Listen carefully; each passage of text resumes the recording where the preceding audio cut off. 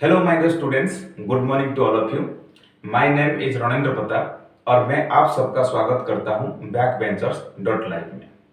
दोस्तों, आज का लेक्चर है lecture number 2 of Indian polity, first chapter historical background. Last chapter में हम लोगों ने कवर किया था हिस्टोरिकल बैकग्राउंड का सबसे पहला टॉपिक था रेगुलेटिंग एक्ट। हम उस वीडियो में रेगुलेटिंग एक्ट क्या है और वो रेगुलेटिंग एक्ट क्यों पास हुआ था और उसका क्या क्या फीचर थे, हम सारे चीजें डिस्कशन कर चुके हैं। अगर आपने वो वीडियो नहीं देखा अभी तक, मैं सबसे पहले आपको रिक्वेस्ट करूंगा इस आई बटन पर क्लिक कीजिए और उसे देखिए और उसके बाद ये वाला वीडियो देखेंगे तो बेहतर समझ में आएगा।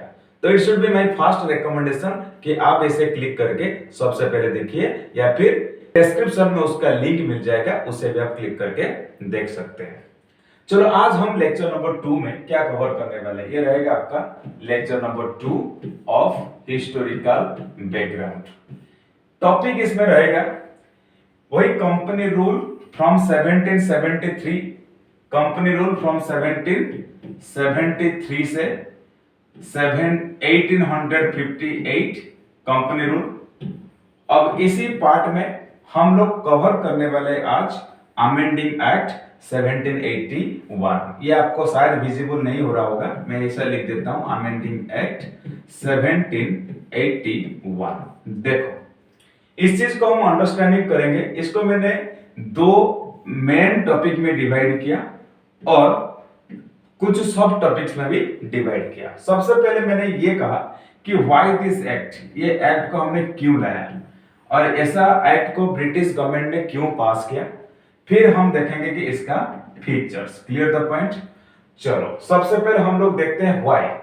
व्हाई को भी मैंने यहाँ पे दो पार्ट में डिवाइड किया। एक तो है आपको मिल जाएगा कि defects of the regulating act और सेकंड वाला मिलेगा आपको हिस्टोरिकल बैकग्राउंड। ये दोनों चीज समझने के बाद हम आएंगे सारे फीचर्स के पास। चलिए देखते हैं सबसे पहले व्हाई दिस एक्ट, ऐसा एक्ट क्यों पास कराया गया। Clear the point. चलो देखते हैं why this act. Why this act, सबसे पहले हम इस चीज को एनालिसिस कर लेते हैं कि defects of the regulating act. पिछले वीडियो में मैंने जो आपको बोला था कि रेगुलेटिंग एक्ट क्यों पास हुआ था, थोड़ा सा मैंने ब्रीफ कर देता हूं। देखो, उस समय की जो कंटेम्पररी सिचुएशन कुछ इसी प्रकार था। कंपनी के ऊपर रेगुलेशन रखना, उनके ऊपर कंट्रोल करना बहुत जरूरी पड़ गया था। अदरवाइज कंपनी हो सकता था कि इंग्लैंड से भी ज्यादा पावरफुल हो सकता था। इसीलिए इंग्लैंड गवर्नमेंट ने डिसाइड किया हम ईस्ट इंडिया कंपनी के ऊपर हम रेगुलेशन रखेंगे, उसके ऊपर कंट्रोल करेंगे और उनके सारे एडमिनिस्ट्रेटिव फंक्शन हमारे हिसाब से चलेगा। इसीलिए उन्होंने रेगुलेटिंग एक्ट को पास किया था। बहुत सारे फीचर्स हमने पढ़ा, लेकिन कमियां क्या थी हम अभी देखते हैं। सबसे पहला कमियां क्या था? कमियां ये था कि जो गवर्नर जनरल थे उनके पास कोई वीटो पावर नहीं था। आपको पता है, पिछले बार मैंने बोला था कि गवर्नर जनरल ऑफ बंगाल, उन्होंने एक नया पोजीशन बनाया। जो पहले थे गवर्नर ऑफ बंगाल, उन्हें बनाया गया गवर्नर जनरल ऑफ बंगाल। उनको असिस्ट करने के लिए, हेल्प करने के लिए एक ग्रुप ऑफ काउंसिल मेंबर बनाया गया, जिन्हें कहा गया एग्जीक्यूटिव काउंसिल या जीजी काउंसिल भी हम लोग कह सकते हैं। गवर्नमेंट जीजी काउंसिल मतलब गवर्नर जनरल काउंसिल, जिसके अंदर 4 मेंबर होते थे। 4 मेंबर। देखो, ये 4 मेंबर का पावर गवर्नर जनरल से कम होना चाहिए था, लेकिन यहाँ पे प्रॉब्लम ये था इनके पास कोई वीटो पावर नहीं दिया गया था। यानी कि वो चाहे तो इनके पावर, इनके डिसीजन के ऊपर कोई वीटो नहीं लगा सकते थे। अब हर एक डिसीजन लेने के लिए उन्हें इनके साथ डिस्कशन करना पड़ता था। अगर मेजॉरिटी बोले यस, तब जाके डिसीजन लिया जाएगा, अदरवाइज वहां पे कोई भी डिसीजन नहीं हो पाएगा। ये था सबसे बड़ी कमियां। तो गवर्नर जनरल को कभी कभी तो ये महसूस हो रहा है कि भाई काय का गवर्नर जनरल हूं मैं, तो सारे चीज तो यहाँ पे डेमोक्रेटिकली पूछताछ करने के बाद, हम डिस्कशन करने के बाद डिसीजन लेते हैं। तो कैसा पोजीशन है ये। सेकेंड वाला प्रॉब्लम ये था, जो मद्रास और बॉम्बे के जो बॉम्बे प्रेसिडेंसी में जो गवर्नर थे, उन्हें बोला गया कि they should be the subordinate of the governor general of Bengal. ये रेगुलेटिंग एक्ट 1773 के अनुसार था। यहाँ पे बॉम्बे और बॉम्बे और मद्रास, ये दोनों के जो गवर्नर जनरल थे वो खाली नाम के लिए इनके सबऑर्डिनेट थे, लेकिन सारे पावर उन्होंने बढ़िया से एंजॉय करते थे और भरपूर करप्शन होता था उस टाइम पीरियड में। सेकंड के बाद हम थर्ड पे चलते हैं कि misunderstanding of supreme court power and jurisdiction. Jurisdiction आपको पता होगा, अगर नहीं है तो मैं बता देता हूं। देखो, ज्यूरिसडिक्शन का मतलब होता है लीगल एरिया, कहां तक और किस किस मैटर में मैं बात करूंगा, कहां पे मेरा बात करने का अधिकार है, किस किस सब्जेक्ट के ऊपर, this is called my jurisdiction. अब यहां पर ऐसा हुआ कि सुप्रीम कोर्ट को तो बना दिया गया कोलकाता के जुडिशियल सिस्टम का सबसे हेड, लेकिन सुप्रीम कोर्ट को ये पूरी तरह उनका जो पावर को डिटरमाइन नहीं करेगा, क्लियर कट डिटरमाइन नहीं किया गया कि तुम्हारा कितना पावर है और तुम ये पावर का इस्तेमाल कहां कहां कर सकते हो। इसलिए हमेशा यहाँ पे ये जो काउंसिल मेंबर थे, एग्जीक्यूटिव काउंसिल और जीजी काउंसिल, इनका और सुप्रीम कोर्ट का, इनके बीच में हमेशा टसल चलता रहता था, खींचातानी चलता रहता था। ये कहता था मैं पावरफुल, वो कहते थे मैं पावरफुल। ये कोई लॉ बनाता था, ये नहीं मानते थे, ये कुछ बना देता था, ये उनको सुनता नहीं था। ये था उनके बीच में प्रॉब्लम। Clear the point. इसीलिए हमें ऐसा एक्ट लाने की जरूरत पड़ गई। फिर देखते हैं क्या, जो the act had not done anything for the people of the Bengal, especially for the India। Regulating act आने से पहले और भी एक बहुत बड़ी साइड मैंने आपको उस वीडियो में नहीं बताया था। आपको पता है कि जो बहुत बड़ा फैमाइन हुआ था, यानी कि अकाल हुआ था, कहां पे, कोलकाता में, और उस चीज में इतना सारा इकोनॉमिक क्राइसिस देखने को मिल रहा था। इसी चीज के लिए कंपनी ने ऑलरेडी 1772 में इंग्लैंड गवर्नमेंट को और एक लोन के लिए उन्होंने अप्लाई किया था 1 मिलियन यूके पाउंड के लिए। क्यों?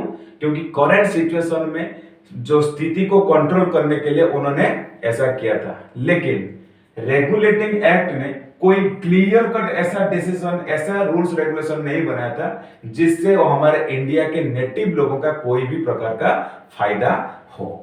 ये सारा था उसका कमियां। किसका डिफेक्ट था? तो defects of the regulating act 1773।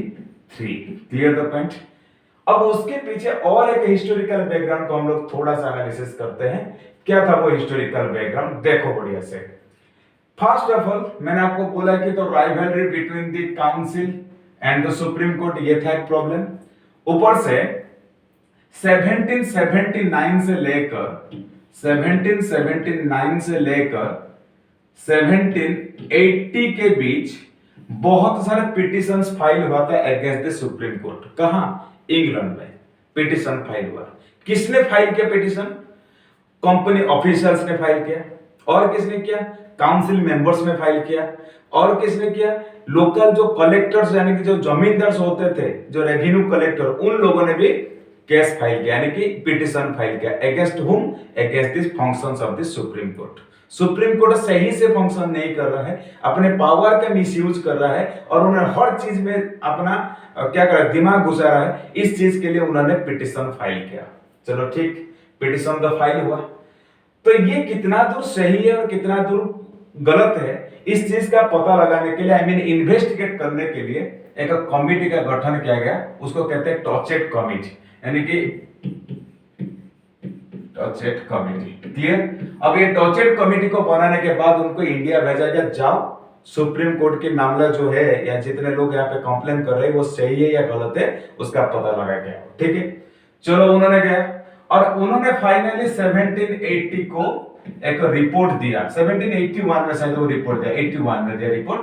और उसी रिपोर्ट के बाद तुरंत उन्होंने क्या बनाया, द अमेंडिंग एक्ट 1781 को पास कर दिया। Clear the point. अब चलते देखेंगे कि अगर पास हुआ तो कुछ ना कुछ तो फीचर्स होगा। क्या था वो फीचर, आइए देखते हैं। सबसे पहले फीचर्स क्या है। सी, ये है फीचर्स आपके सामने। फर्स्ट फीचर क्या है? Features of this act. First feature कहता है उन्होंने गवर्नर जनरल और जीजी काउंसिल, गवर्नर जनरल काउंसिल को उन्होंने पूरी तरह एग्जेम्प्टेड, यानी एग्जेम्प्टेड का मतलब होता है बाहर करना, आउट करना। From whom? From the jurisdictions of the supreme court. Supreme court को बोला, अरे देखो एक्चुअली ये जो एक्ट बनाया गया था ना, मोटा मोटी मैं कहूंगा सुप्रीम कोर्ट की पावर को पूरी तरह लिमिटेड करने के लिए, कट करने के लिए ऐसा एक्ट पास कर दिया गया।